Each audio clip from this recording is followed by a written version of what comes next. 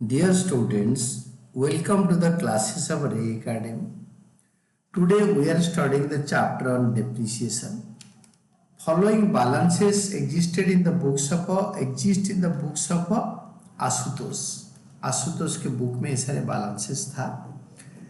1 April 2024 में machinery account का balance 5 lakh है, प्रोविजन फॉर डेप्रिसिएशन अकाउंट 2,25,000 है। सबसे पहले हम वर्किंग मोड में जो मशीन सेल कर रहा है उसके क्वेश्चन अच्छी तरह पढ़ने के बाद उसको कर लेंगे। The machinery is depreciated at 10% by fixed instalment method, straight line method and the accounting year being April March. On 1st October 2024 a machinery was purchased. On 1st July 2021 for 1 lakh was sold for 42,000, and on the same date a fresh machinery was purchased for 2 lakh. Prepare machinery account for the year ended 31st March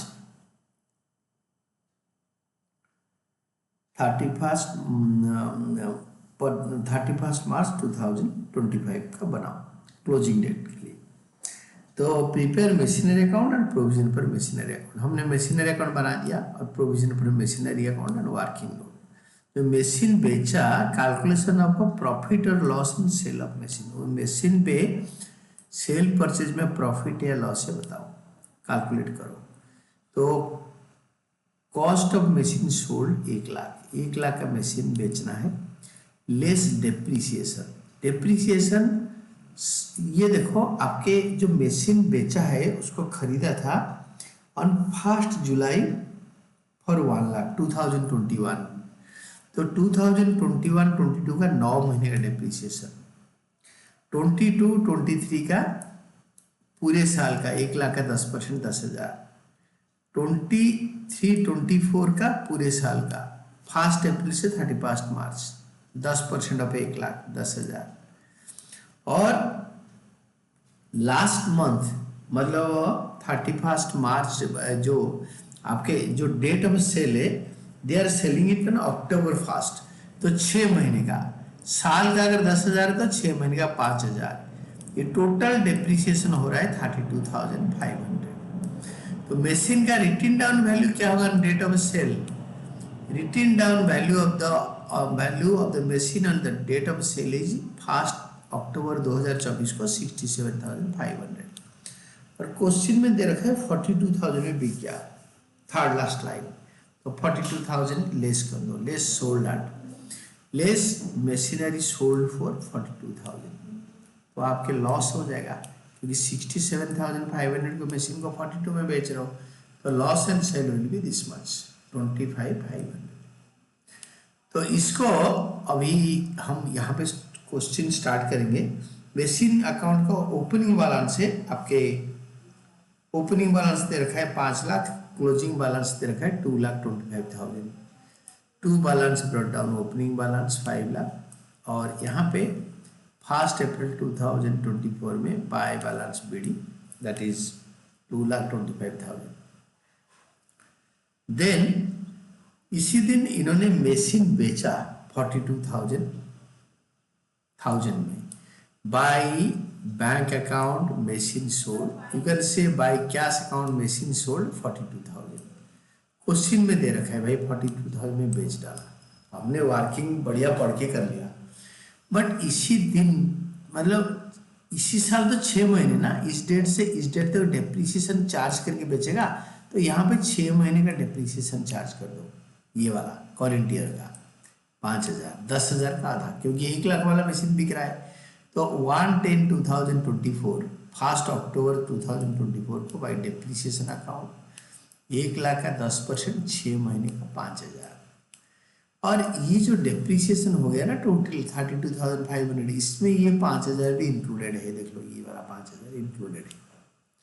अभी ये 32,500 depreciation यहाँ से यहाँ तक उठा देंगे, क्योंकि accumulated depreciation या प्रोविजन पर डेप्रिसिएशन एक ही इंग्लिश है, एक ही बात है, ये दोनों डेबिट साइड में प्रोविजन पर डेप्रिसिएशन अकाउंट से मशीनरी अकाउंट के क्रेडिट साइड में जाएगा, तो प्रोविजन पर depreciation account debited to machinery account 32,500, पूरा 9 महीने, 1 साल 6 महीने, 32,500.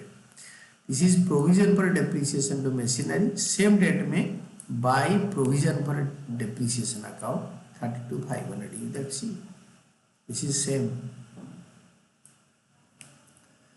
अभी लॉस 25,500 यहाँ लिख दो by profit and loss account, क्योंकि कोई कंपनी का नहीं है, आशुतोष का दे रखा है in the books of Ashutosh, तो individual business. By profit and loss account, loss on sale of machinery 25,500. ये हो गया, मशीन का कल्याण हो गया. अभी हमेशा बेस्ट, मैंने कभी कभी इस अकाउंट को बैलेंस कर देता हूँ, बेस्ट रहता है मशीनरी अकाउंट को बैलेंस करके निकलो.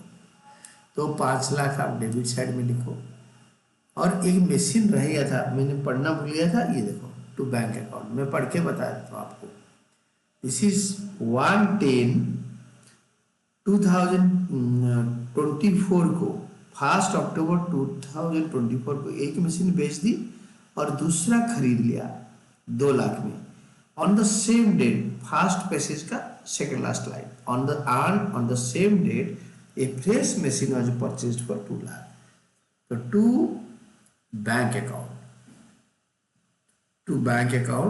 2 लाख का मशीन खरीद लिया. तो ये दोनों को टोटल करो, 7 लाख हो गया.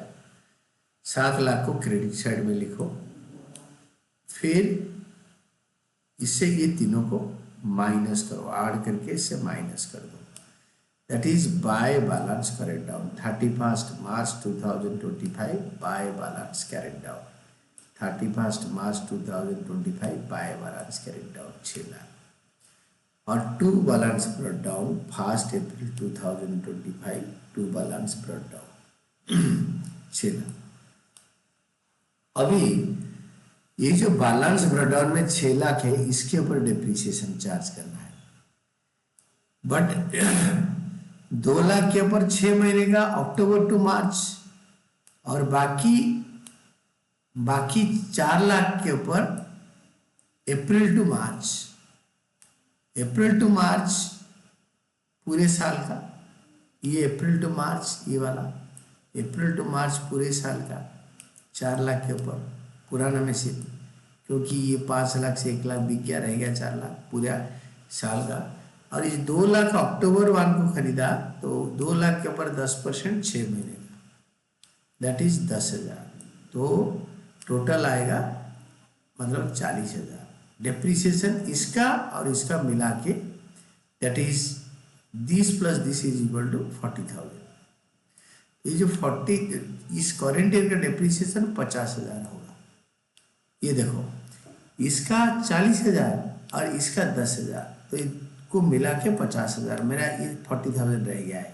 तो मेक इट 50,000 का डेप्रिसिएशन पे. तो यहाँ पे 50,000 लिखो और इसको बैलेंस कर दो. दिस इज टोटल करो, और क्रेडिट साइड में, डेबिट साइड में लिखो, और इससे 32,500 माइनस करके find out to balance carried down 31 March 25, 2,47,500. इसको यहाँ पे बाय बैलेंस ब्रॉट डाउन में लिख दो.